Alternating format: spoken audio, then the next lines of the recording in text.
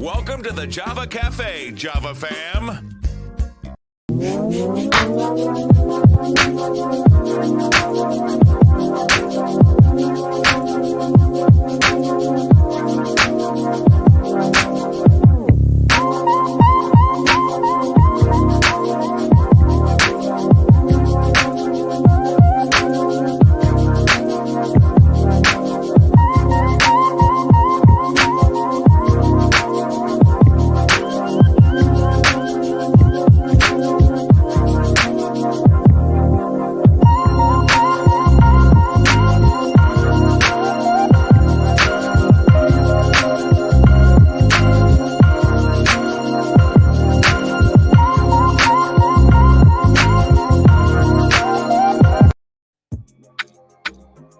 Good morning. Welcome to the Java Cafe, Java fam. Good morning, everybody. Good morning. Good morning. Today is Thursday, April 21st, 2022. I got it right. Good morning. I just got to do just one more share real quick. We were slated to have, let me just turn this up. We were slated to have Exit Fame this morning, but as you guys may or may not know, his project is dropping tomorrow. And so he had to get out of here because it's dropping. He's doing something not in Boston. And so he's not here this morning. So you're stuck with me for the first half hour. And then at 9:30, I believe, I haven't got the confirmation email back yet, but I believe I will have the folks from Rooted in Roxbury. That is a Black-owned cannabis industry entity. And they are looking to do some things in Roxbury. And so through a connection with some of my former Nino co-workers, hold on for 1 second. I think I got this right here. Okay. Y'all do the same, hit the share button. Through my connection with some former co-workers in the Menino administration, they got in contact and reached out and just wanted to make you guys aware of what it is that they're trying to do in Roxbury. So I'm going to admit to you all, I am tired. Just busy and just tired. So I'm trying to keep the energy like up, and I'm like, I'm tired. So let's go in and say good morning to folks. Auntie Java, good morning. Good to see you in the room. What is something just doesn't, okay, that's a little bit better. Something didn't sound right. And we'll talk about sound from yesterday. Pastor Marion, good morning. Good to see you in the room. Sister Debbie, good morning. Good to see you in the room. Paula, good morning. Auntie Paula, good to see you in the room. Dina, good morning. Good to see you in the room. Lasagna, good morning. Good to see you. Let's get some music there. Lasagna, good morning. Good to see you. Daryl, good morning. Good to see you in the room. Leslie, good morning. Good to see you as well.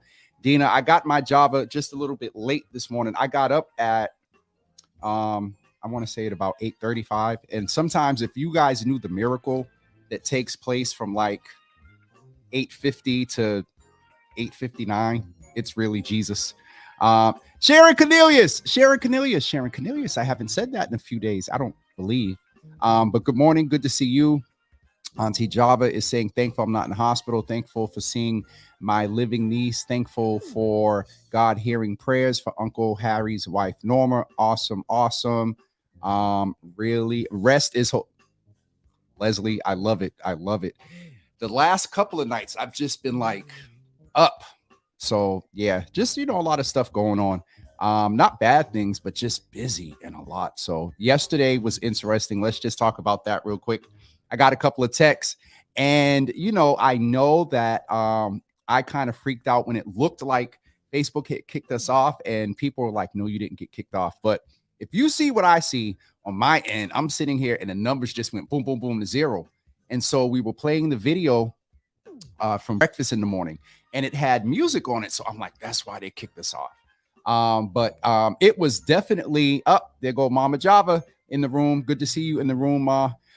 It was definitely an awesome visit yesterday at the NECAT, the New England Culinary Arts Training, with Joey, Ayana, Chris. I keep forgetting the other chef's name. But let me tell you all about that. And it wasn't banana bread. It was pineapple, pancake, something. But it was definitely an awesome visit with them yesterday.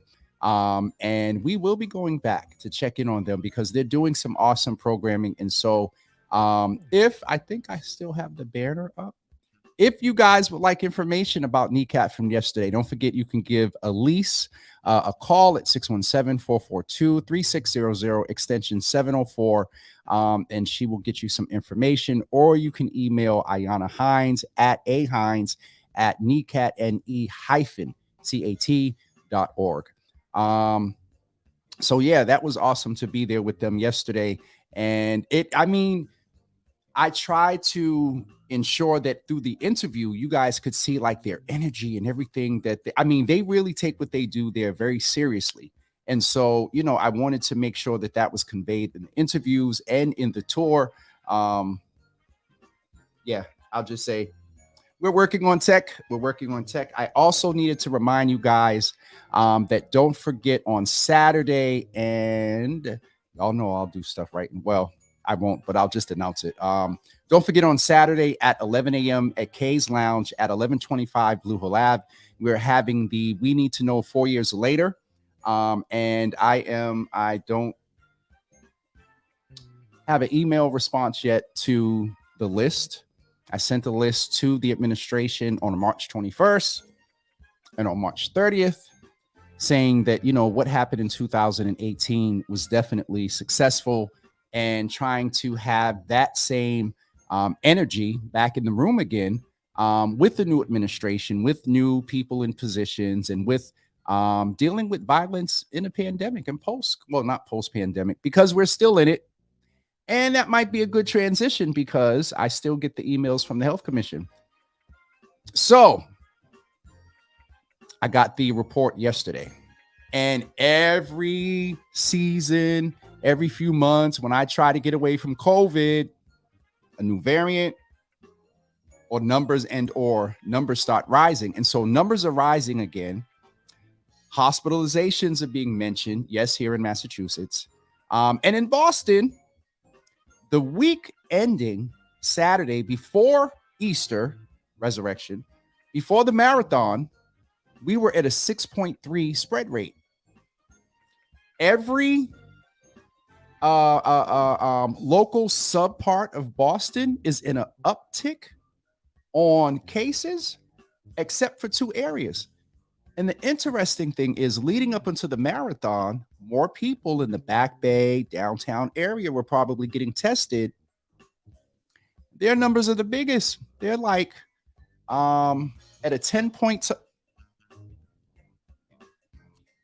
The guest, prospective guest that's coming in won't be until 9:30. So it's Thankful Thursday, and I'm thankful for all of you. Yeah.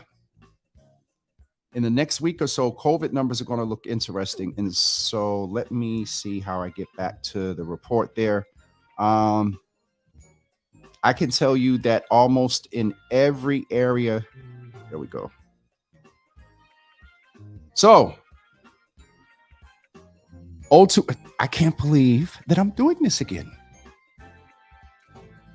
02108, 02114, 02116, 02199, 02222, 02109, 02110, 02113, 10.2. Charlestown, 9.1. Dorchester, 02122, 02124, 5.2. East Boston, 02128, 7.1. The lowest rate in Boston right now is in Mattapan at 2.9. And these aren't counting Easter and the marathon. And so I got a little free. I saw Uncle. I just seen somebody say Uncle Thaddeus, so I saw him in the room. It's interesting. The numbers are definitely interesting. And, I got free, been out unmasking and all that. And I'm looking at these numbers and I'm like, okay, where's my bubble? I deflated, put my bubble away, masking and whatnot. And I'm like, okay, more people are vaccinated, spread rates down, and then boom.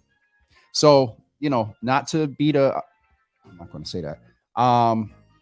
Pay attention and be careful about that. Let's see who else is in the room this morning. Uncle Thaddeus is in the room, as I just acknowledged. Sarah and Cornelius, we said hi to you 3 times earlier. Lasagna said, I don't want to come home. Yeah, for many reasons, not just COVID, Lasagna, but then also just, yeah. Paula, thank you. Thank you, because you would tell me if you had a different opinion, Auntie Paula. Pastor Marion said it's not over yet. Stay safe. And actually, one of the doctors from MGH, she put on Twitter that she tested positive, and one of the hashtags was "It's not over yet." Not yet. I swear, as my grandmother used to say, God is my secret judge. I thought about it in the twilight of the night as I wasn't sleeping, about either making that appointment or going somewhere and just get it. I'll probably go somewhere and just get it rather than waiting on an appointment. But I am eligible, if that's what you're trying to imply, Uncle Thaddeus. Being 50 years old, I can get my second booster. I'm happy about that because I want to travel. Though these numbers with airline tickets are interesting. Dina is saying, I've been hearing more people are getting it. And with that said, I'm also hearing it has been minor and more like cold flu symptoms, which brings me back to my theory that we all will catch it before, no, the devil, before it will become just like the flu with annual shots. I done went 2 years, Dina, and have not had it. The only time I thought I may have had it, I traveled February 28th to March 3rd in 2020. And I usually get sick on a plane just because that allergies and just me and the airplanes, we just don't do well. And that was before masking. And so, but thank Jesus for 2 years, nothing. So I hear you, Dina. And people have said that. I have heard some of this CDC.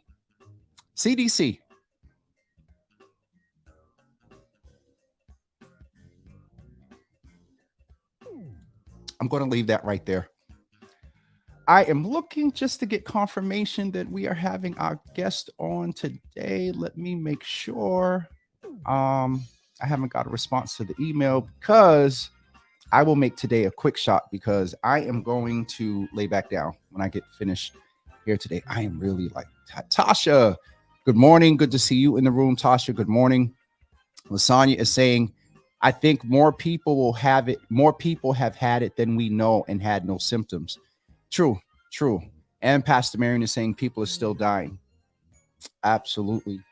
I do need to mention something at the end of today's session, just to ask you guys to keep a friend and sister, someone that you all know in the Java Cafe. Many of you know, and I'll mention that later on toward the end, to solicit the support and prayers for someone. People called it around me since it started. Did not catch it until last month. It lasted for 2 days. And here's the thing, and I can't believe we're going back to this. Some people are having the minor symptoms to which Dina refers because they're vaccinated. I'll leave that there. Michelle, good morning. Good to see you in the room. It was cool hanging out with you last week. Had a good time hanging out with all the runners, the Black Unicorn Marathoners, which is dope. Shout out to Andrea Benton. I think I got the last name right. Thaddeus told me last time. Auntie Paula is saying, when I work driving students to and from different towns on the North Shore and South Shore, none of them folks have been wearing masks for a long time. I never stopped because that ish almost took me out, and I'm so taking no chances and wear my mask for a long time to come. I am too. And it's like, you all have seen the pictures. I've, taken it off, take pictures or whatnot, and been some places, going to a big event next week, and masks are optional. And I am opting to probably wear mine all around. And then depending on what the setup is and how big the room is, because I'm moderating a panel, I might take, I don't know. It just, Uncle Thaddeus, don't get me. I'm trying to stay, even keeled and out the bubble and not go back up in the bubble. Dina, yes, I think, was that today or Friday? Today. Okay. I will reach out. Was it supposed to be yesterday, Jesus? Yesterday was just crazy. I spent some time at the hall, which is always so interesting.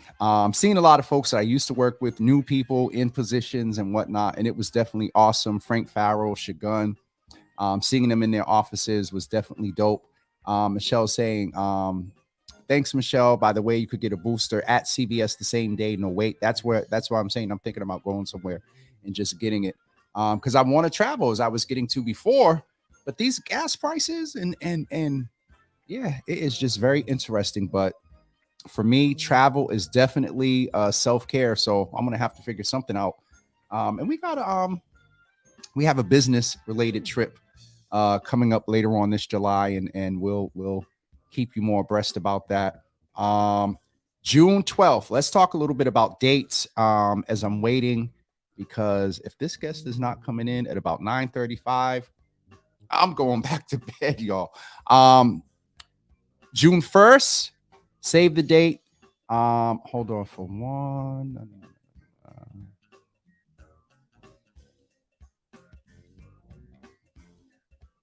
Okay.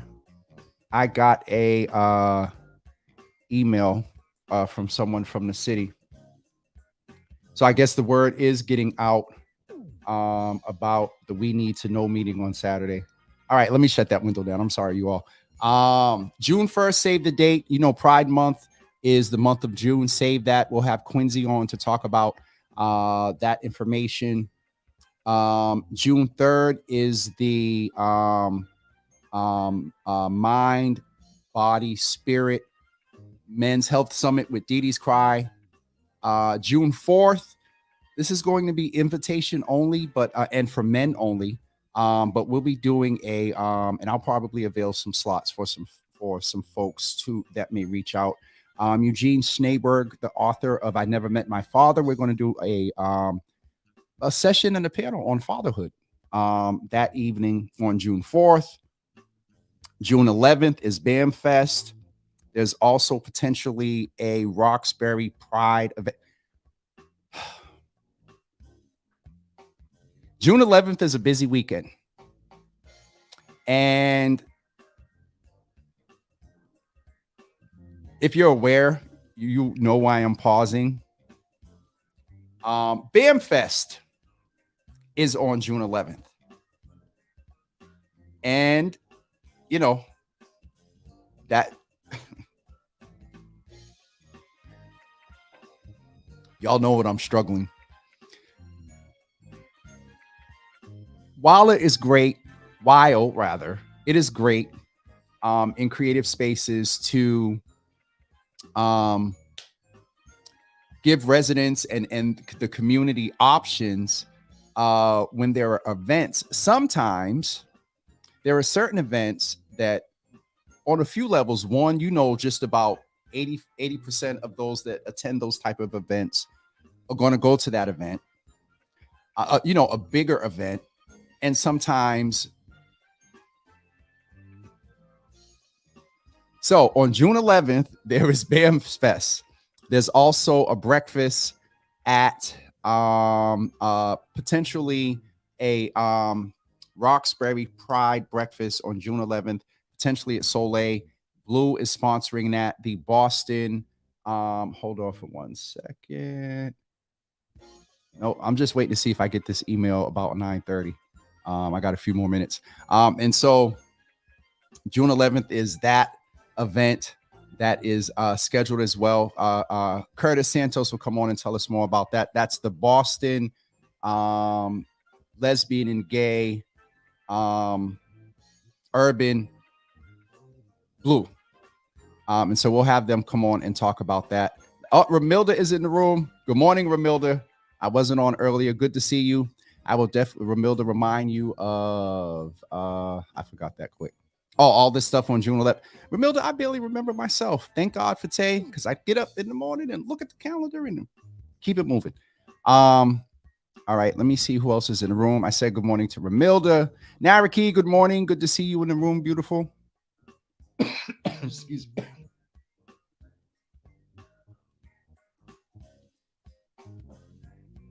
All right. That means I'm running my mouth too much. I got Ramilda, Sharon Cornelia, Sister Soraya is in the room. I haven't said that name in a while, though I've seen you. Good to see you in the room, hun. All right, back to the dates. June 12th is a gospel concert at the African American Museum on Joy Street. We're doing a Sunday Java there, and that will be at 3 p.m. is the Protection Trans Rally on June 11th. From what I know, Uncle Thaddeus,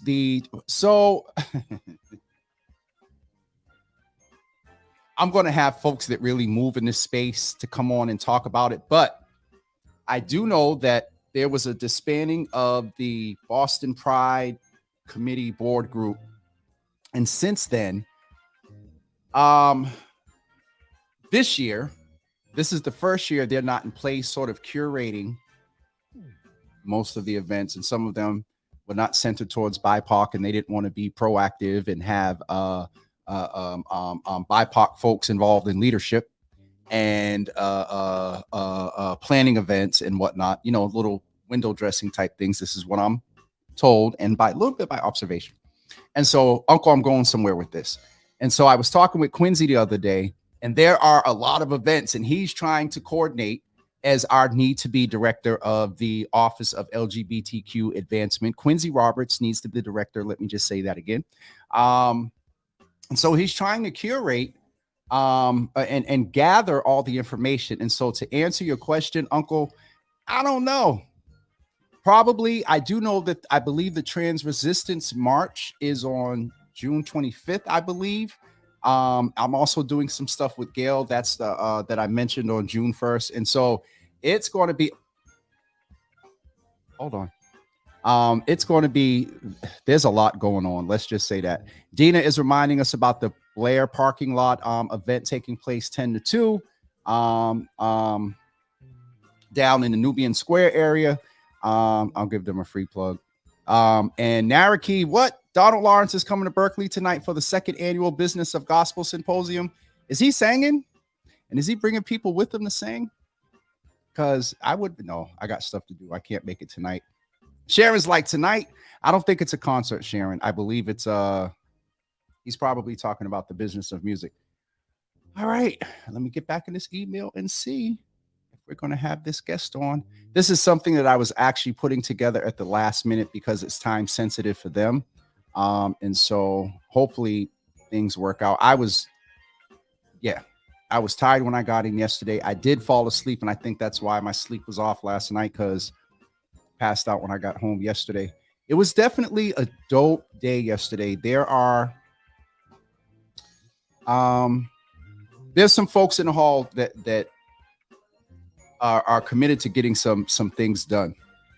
And then there are ways that the community can help in other ways to help them get some other things done. And so don't forget Saturday at 11 o'clock at K's, 1125 Blue Hill Ave. Hopefully I will get the list of those that are attending soon. Someone from the Health Commission just emailed me. I don't know what their role is, but they said they won't be able to make it, but they would like the information. And so hold on for one. In what means do you mean, Wawa? A few minutes ago when I was talking about, so on June 11th, so far, BAMS Fest, I'm going to go in order of probably the most attended. BAMS Fest. Then there's an event at Black Market. Wawa mentioned KRS-One. There's the lunch at Soleil for Roxbury Pride. And then Thaddeus mentioned that there may be the Trans Protection March. And then, so that's just June 11th. Then we got, getting back to dates, I got June 12th for Sunday Java. Then we're going into the week of Juneteenth, hosting a couple of events with King Boston. Their groundbreaking is next week. We'll be there and covering that. And then on June 18th is the big cookout at Franklin Park. On June 19th, there are a couple of events, one on wellness and then Yoga Mike and what we curated here in this space in real time on one day. And so that's on June 19th, and I'll be split between the two of them. And then on just hold the date of June 22nd in the evening. Just save the date for a Java with Jimmy event. Just save the date. That's a date that we're thinking about. So Wawa, hopefully I answered your question. Naraki said that Donald Lawrence is not singing, but the Berkeley Reverence Gospel Choir. Well, I'm going back. That's their full name from back in the day. The they used to actually just call it gospel choir. The Berkeley Reverence Gospel Choir will be performing some of his songs to honor him. I wish I knew about that. I would definitely go check that out. All right, it's 9:28. I don't see a window pop up here in a couple of minutes. We are going to get ready to go. It is Thankful Thursday. Let's always, bro, always, man. I see you out there, low key getting stuff done. Low key, big impact. Dope. Leslie, me and my fellow author have been conducting a workshop called Keeping It Moving to a Better You, teaching sexual assault awareness and confidence and loving self to young girls, grades 6 through 12. Our next is tomorrow at Cardinal Square Library at 3 p.m. So go check that out. That what Sister Leslie is doing. Today is Thankful Thursday. So whether or not the guest comes in, let's practice some thankfulness. I am thankful for my bed that I am going to return to. I am thankful for each of you. I am thankful for Danny Digital. I'm thankful for Rachel Content, and just someone I bounce things off. Thankful for Tay that handles my schedule. Thankful for my mom who's in here who gave me life. Thankful for all of you. My mother is really the church mother.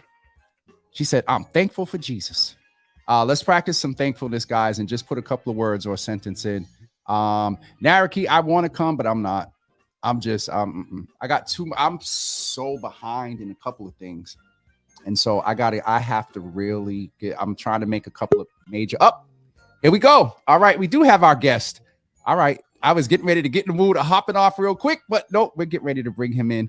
And so as you guys know, when I first had my Java Cafe at the Underground, we talked about the theme of green space, and what that theme addressed was the green part was Black equity in the cannabis industry here in Boston.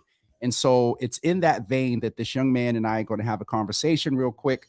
We were supposed to have another guest this morning. Some of the logistics and advertising didn't go too well, but he has some time sensitive information to share. And so I am about to bring in Brian Keith of Rooted in Roxbury to chat with us this morning. Good morning, sir. I was sitting up here getting ready to log off, and I actually told them that if I didn't see a window pop up, I was getting off and going back to bed. No, I got you, man.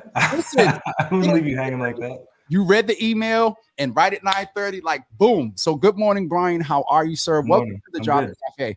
Thank you. Thanks for having me. So tell us a little bit about yourself. Tell us also about Rooted in Roxbury. Excuse me.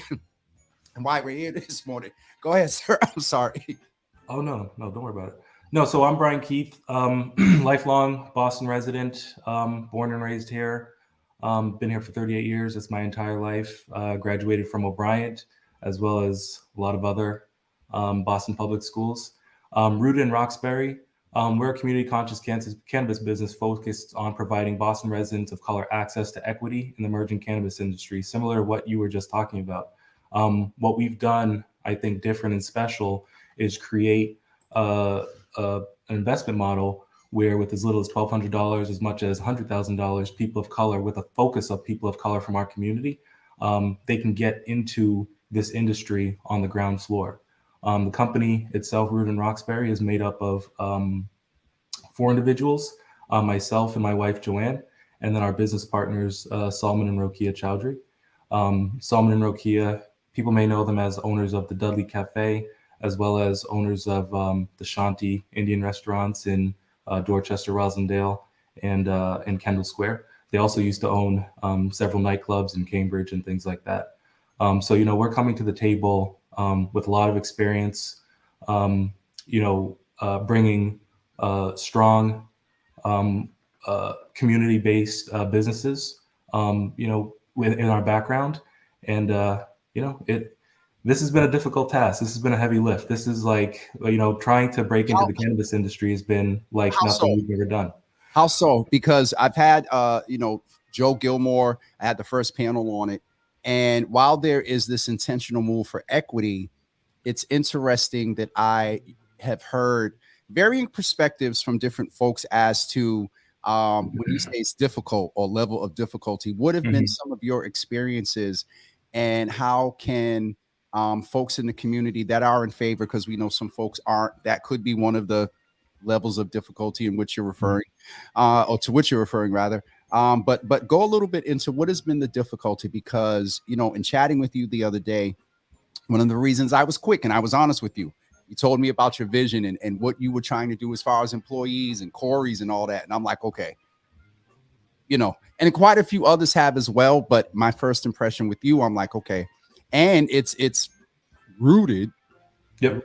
So to go a little bit into the difficulties, didn't mean to erupt, but I think the people need to understand and see a real time or real life experience of the things that we've been talking about. And I know that was a lot, but go ahead. No, you're good. No, Joe Gilmore is right. So Joe Gilmore used to be, I can't remember the organization he used to be with, but he's currently with the economic department in the city of Boston, specifically working with Boston equity candidates. And he's right. The city has been very intentional about ensuring that equity is at the forefront of this industry, ensuring that, and Mayor Kim Jane used to say it all the time, ensuring that people who were once locked up for cannabis are not locked out of the opportunity now that it's legalized. So the city on paper has been very intentional about ensuring that that is the case. In actual practice, it's been a little bit more difficult. While the Boston Cannabis Board, who's the regulatory and citing body, and I'm trying not to get too in the weeds on it, they have a rubric. They put everything together that grades people, and it's great. That's not the hard part. If you are putting together a solid company with a solid foundation, the Boston Cannabis Board grades you fairly, and you know what you're going to get there. It's other parts of the process in the city of Boston, which is the Boston Zoning Board of Appeals. That's where we've gotten tripped up in the past with a great location that was approved in Roxbury by the Boston Cannabis Board, but then denied by the Boston Zoning Board of Appeals, because the process itself, once you get to that level, is just not predictable. Whenever you're trying to start a business, what you need to know is you start at A and you end at Z. You're going from A to Z, a straight line. What B through Y looks like? That's what exactly. You need to know exactly what B through Y. You just need to know that this is where you start, this is where you end. Right now, the cannabis process, where you are once you're in the Boston Cannabis Board. Once you get to the Zoning Board of Appeals, it goes all over the place. You just don't know what you're going to get. It's like a scramble, it's a scrambled egg. You know what I mean? You just don't know what's in there. And so, that's the concern that we have, because they're not necessarily grading you on a, you are, people of color, you're from this community, you plan on hiring so many people, from the community, people of color, you plan on paying these wages, you have security. How they make their decision, for what I've seen anyway, is, who they hear on the day of and how much, who comes out to say they don't clarify for me the day of. I know what you mean by day of. Oh, sure. When I say day of, what I mean is the actual hearing, where they make a decision on your case. So there's part of the process is a hearing that the zoning board does? Correct. Yeah. Okay. So the zoning board has that hearing where they look at the merits of the project, which, again, the Boston Cannabis Board has already done that. So they're basically doing it again and making a decision on whether or not to allow you to move forward. So the concern that I and a lot of other proponents have is that the manner in which they're making those decisions isn't necessarily consistent, whereas the previous board is a lot more consistent with how they make their decisions. So let me ask you this, and because I got a little bit excited because I thought you was going to say consistent with the community. These boards, we understand, are the boards and they have all their processes and whatnot. But tell us how you interpret the community's reception of what you're trying to do, the overall community, because that's a really good question. I completely understand. That's a really good question. So what I found, and this is my first time, going through one of these city processes. I've been doing it since 2019, we pray for you, sir. Right. I've been doing it since 2019, trying to get our business open first in Roxbury. And we have good news. Like, we are going to be open this summer on Newberry Street. So I don't want this to seem like this is all like bad news and whatever. That's Newberry Street. That's not Roxbury. That's not rooted. Exactly. No, okay. You don't have to tell me. That's my problem with it. I want to be in Roxbury with this business. Very happy to be on Newberry Street, but our goal was to really, bring this positive impact to the community that we call home. But as far as the process itself, well, going back to what's the community, I want to make sure that we know that your interpretation or your perception of generally what has been the area in which you're trying to put this establishment. What's been the feedback from the community? it's been positive. It's Okay. been nothing but positive. Whether we were in Roxbury, surprisingly, even on Newberry Street, we were welcomed with open arms on Newberry Street. Yep. We were welcomed with open arms in Roxbury as well. But that being said, there is a vocal group of people, they're of an older generation who have a different view of cannabis and how it impacts, our community. They are vocal. They come out. They show up. They show out, and they make their voice heard that they do not want to see cannabis in their community. So overwhelmingly, we always come to the table with 400, 500 letters of support and people who want to see from us. Residents. They'll send the letters. They're just not Okay. in the room on They're the not day. in the room when it happens, like the song goes. Or You know in what I Zoom. mean? They're not The in the room Zoom where it happens, right? Okay. And so Exactly. come on, let's keep it 100. I used to work at City Hall. I know some of the processes down here. So, but I may have attended one zoning board meeting. Do you get the impression that pressure is applied on day of versus the fact that you got 400 to 500 letters from residents? 100%. 100%. Giving the zoning board, cutting them a little slack, I think that they're overworked. You know what I mean? Whether you're trying to build, don't get in trouble here, but go ahead. no, I'm being real. Whether you're trying to build a shed in the back of your house or you're trying to build a 50-unit high rise, everything comes in front of the zoning board of appeals. Do you know what I mean? So it's kind of like, and now they're adding cannabis on top of that, which makes absolutely no sense. So your shed, your high rise, or your cannabis business is all going in front of the same body. So the reality is, if I send them 500 letters of support, they're not going to read that, because I'm just one case of issue. That's a process issue. 70. Yeah, and that's why I'm saying I'm cutting them some slack, because I know what they're going through. I get it, but the reality is that we have support. People want to see what we're doing, and we're talking about our Newberry location, which, like I said, is super positive. We're going to be open this summer. The other company that we've started, again with the same model, with the same owners, plus another individual who's a economic empowerment applicant with the state of Massachusetts, James Finney, is En Route, which is a delivery company that we're hoping to open in Grove Hall, so directly diagonal to Pure Oasis. That's going to be a business that is not a competitor of Pure Oasis. We're both in the same industry. We're both in the cannabis industry, but our goal and our role will be to actually do deliveries direct to customers' doors. So what we're actually going to be siting in Grove Hall is strictly a warehouse where we'll have about 40 employees. No public access. No public access. Come in no and customers, purchase. No registers. What's that?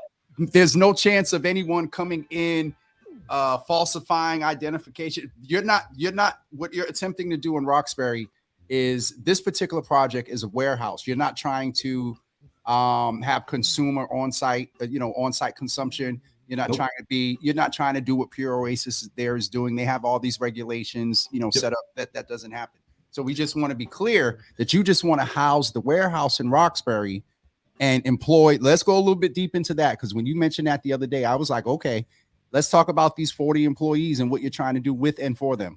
Yeah, and that's the thing. We're talking about 40 employees. We're talking about healthcare, dental, vision, down payment assistance for these employees. Down payment as far as what? If you're trying to buy a house in Boston, we want to make it plain.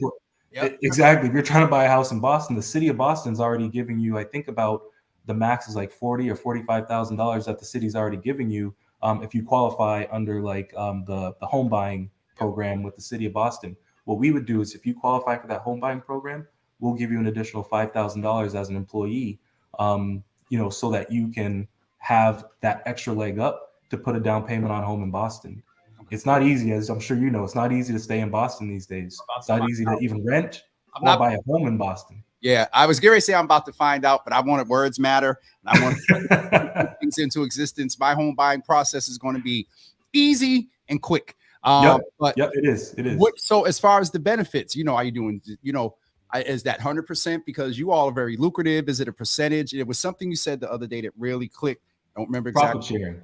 Yes. Okay. Yeah. So it's profit sharing. So no, we're going to be profit sharing with the employees as well. So if the business is doing well, the employees are not only going to be compensated with their paycheck, with their benefits and things like that, with paternal and maternal leave, which I didn't mention, but they're also going to be able to take part in the profits of the company. So we want to hope we do well. And then if we're doing well, we want to make sure that our employees are being taken care of as well, beyond, what we agreed to as far as the salary. And I know this wouldn't be a gotcha question, because I'm sure somewhere in the paperwork it's asked, but at what percentage are you ensuring that residents of Grove Hall, Roxbury will be part of that 40? I know, Dorchester, BIPOC, Black and Brown, yeah, absolutely. people, but what percentage, just so folks know? So a couple things. One, we've we're creating this investment. We've created this investment model that we've used on Newberry Street. Where do I apply like that? We've created this investment model that we're using on Newberry Street. We're going to use that same model in Grove Hall. And what we're doing is, one, we're carving out 5% of that model, so that 5% of our investments will come from Grove Hall, because we want to make sure that this is being sited in their neighborhood, in the Grove Hall neighborhood, which I live right down the street from. I'm in Roxbury myself. We want to make sure that they have an opportunity to have some skin in the game. And if the business is doing well, then they're actually doing well as well. So you said 5%? 5% is for investment. As far as employees, okay. As far as employees, we're guaranteed, we're putting on paper that we're going to have 51% Roxbury, Dorchester, Grove Hall residents. Okay. 80% people of color. Okay. And then I want to say 100%. Did you specify Black in the people of color? Because that's occurring in all areas. That's a current conversation right now. Okay. Yeah, no. So no, it's not specified Black. When we say people of color, we are talking Black, Latin, Brown, Asian. Okay. Yep, absolutely. Okay. Well, I mean, by virtue of to some extent, I was going to say by virtue of Roxbury, it would be, Black, then Brown, but then Roxbury is changing, and that's a whole nother Java with Jimmy in itself. That's a different program. Yep. Okay. I have a couple of questions here. Will you require your employees to be drug free? Pastor Marion, I would probably say no, because a couple of folks I know that work in this industry, that one of the perks is, one of the perks. Well, no, yeah, and absolutely. And when you say drug free, I mean, I've consumed cannabis before, and sometimes after I consume, I'm not necessarily ready to work. If you're coming to the job site, you have to be ready to work. Okay. So, there's a difference between drug free and kind of like not ready to do your job. Right. Giving out 7 instead of 3.5, Jesus. That's right. So no, you always have to be ready to work, but what you do on your off hours, that has nothing to do with what we're doing. Okay. Wawa is asking, what about valuation? For Newberry Street, we have that. That's something that we don't talk about publicly. Okay. For en route, we haven't worked those numbers out yet. Okay. With that being said, we've seen other businesses, in the state do anywhere between $7 and $15 million a year. So, I mean, the cannabis business is a very lucrative business. Right now, I want to say it's probably 95% white owned. Mm-hmm. And if we continue to block our own community from having access to these dollars, then in 20 years, we're going to be looking back and saying, why don't we have a piece of this industry? Can I just ask, what is your perception of, because I'll be fair, I asked you, did you have support? What is your perception of the non-support? What are you hearing in their messaging that they don't support you?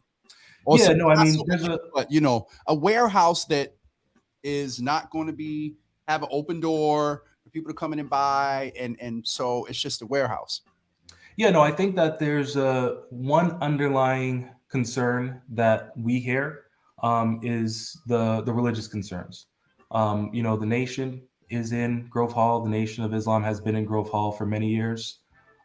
There's a mosque on Intervale Street. And as I'm sure you know, cannabis and other types of drugs and controlled substances are not approved in many different religions, which we respect, which we are very sensitive to. And which is why we made it a point to have many conversations with Minister Randy, with Imam Magdi, and with other, religious leaders in the Grove Hall area. We even changed our hours of operations on Sunday to not intersect with the church traffic. So church and mosque traffic. So Yep. on Sundays. So on Sundays, we're actually 12 to 7 p.m., I believe. Whereas most other days we are 10 a.m. to 9 p.m. Now, because you're talking to a former church boy, 12, that's a rival. The let out is where you might want to maybe look at maybe a little bit later, because the let out is where, and I'm just being very honest with you, it's to supporting you in this. To maybe even be proactive and push that back a little bit. I know 2 hours a week and all those weeks a year is a lot of hours and money, but just just to be helpful, because But think about it like this: we're a delivery business. Once we leave, we out. We're not coming back. You know what I mean? So we're gonna leave, because it doesn't make sense for us to leave. You stock up and then you just exactly, because it doesn't make sense to leave with one package. Because if we leave with one package from Grove Hall and go to Brighton, we just lost $10,000. Especially with gas right now. So exactly. So I learned something today. We fill the van up and we leave and we do one run and then we come back. But that run is going to take 3 to 4 hours. So if we're starting our day at noon, we're probably not going to leave the site until 1. So right there, we've already missed the let in of the church or the mosque. So then the vans are out. By the time church is over, we're probably coming back sometimes after that to go out again. You know what I mean? So it's all a logistics game where we have to do what we have to do to maximize revenue, and it doesn't make sense to leave with one package. We have to leave the building with a full van. Okay. We started off with this point, and I didn't want us to deviate, but it was a good lesson learned that, you were sharing the perception, and I definitely understand that there were a lot of things that some time ago where I was involved in ministry, but understood sides from whole bunch of equity issues and social justice issues. And so we will just name that. And then we have it, whenever another entity is named, I'm learning, because I'm coming new in this media space, that we haven't reached out and talked to, the nation or whatever. But I'm sure it's not just the nation, it's other folks in there that, you have your 400 to 500 letters, but there may be others that may have expressed, not support as well. But one of the things that really stood out to me was, one, how we got connected. And then 2, just in talking with you and looking with the team, that, the piece about the social and the economic impact for us, we're being left behind in so much, you know what I mean? And it's real. So, one, I don't envy your position of being in trying to make this impact in the community via an industry that kind of messed us up and wasn't equitable toward us. And so, as you said, as former Mayor Kim Janey said, and Congresswoman Ayanna Pressley says, those closest to, right.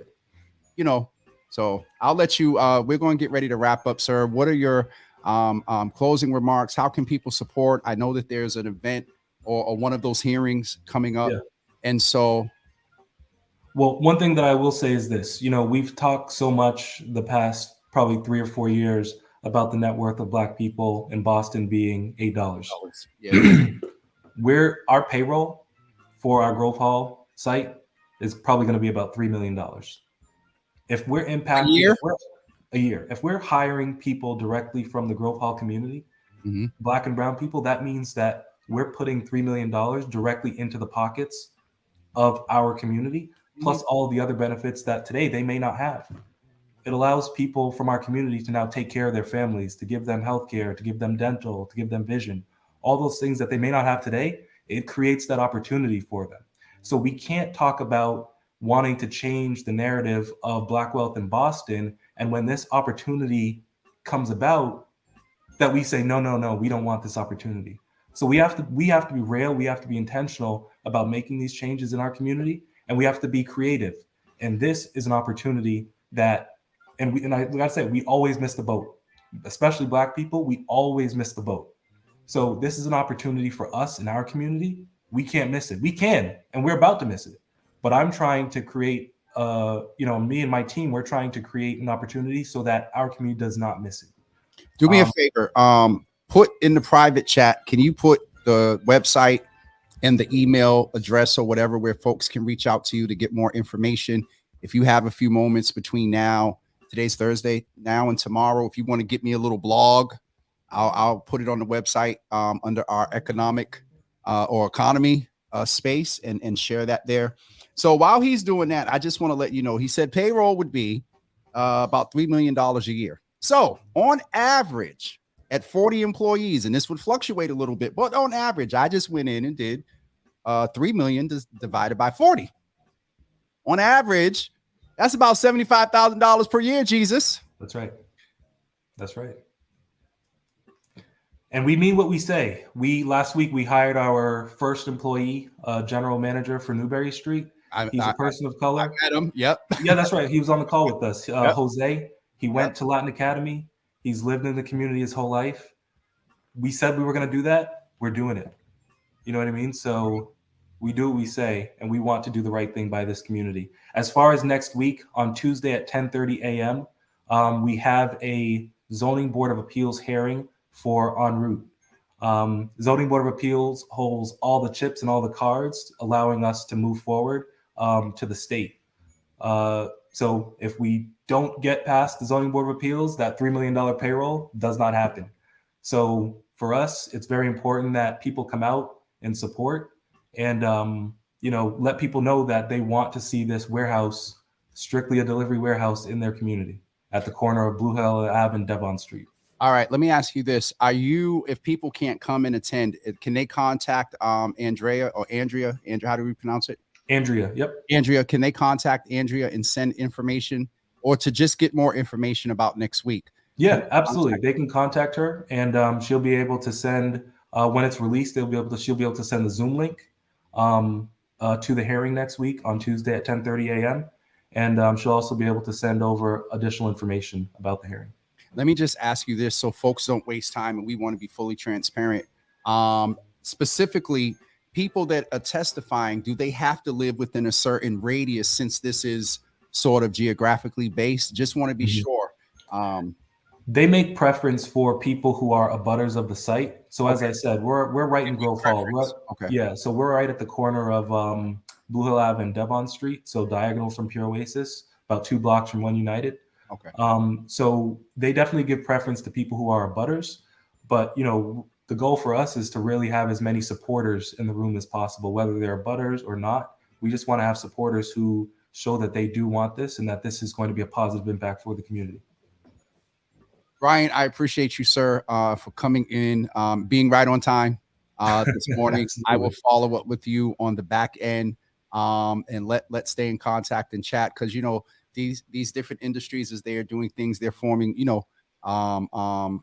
partnerships and whatnot. And so as you're going to be a lucrative industry, there's a whole nonprofit arm with Jimmy where we support the community and do things. And so let's definitely keep in contact. I have I have no problem making the pitches and ask right here in real time. That's fine. No. And we didn't even talk about what we're doing to support the community. So maybe you'll have me on again and talk about that. Well, let's mention that real quick, and then we'll have you back and talk about some of that.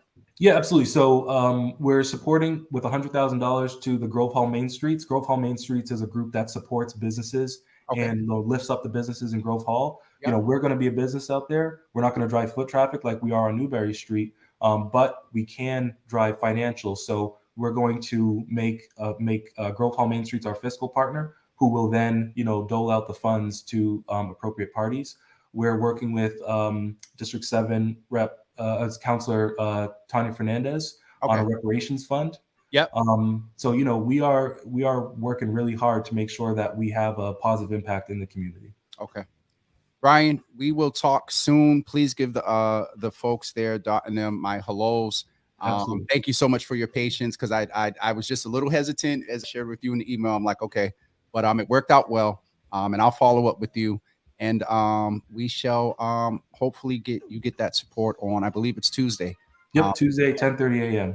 Okay, so if you want information, email Andrea at ANDREA.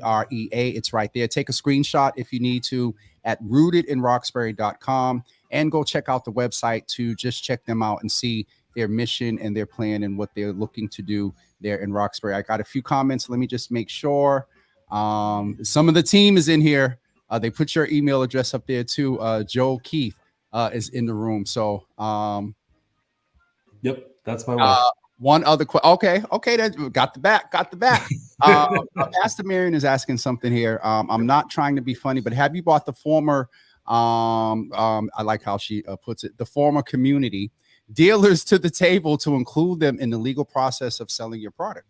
So that's something that we will be doing. So the goal is to make sure that, again, if you were locked up for it, that you're not locked out of it. We want to make sure that the experts, who are the people who were, dealing well before people like me got into the industry, that they have a chance, to profit legally, from this business. So to answer that question, it's yes. Okay. So that is definitely awesome as well, because we see the inequities that went on prior up until marijuana being legal. So, all right, that was definitely a dope exchange there to close out with. Again, we'll be in contact, sir. Thank you very much. Shout out to Mrs. Keith that's in the room as well, and we'll be in touch. Thank you. Appreciate your time. Not a problem. Thank you, man. All right, bye-bye. Started some months ago. When was the first Java Cafe?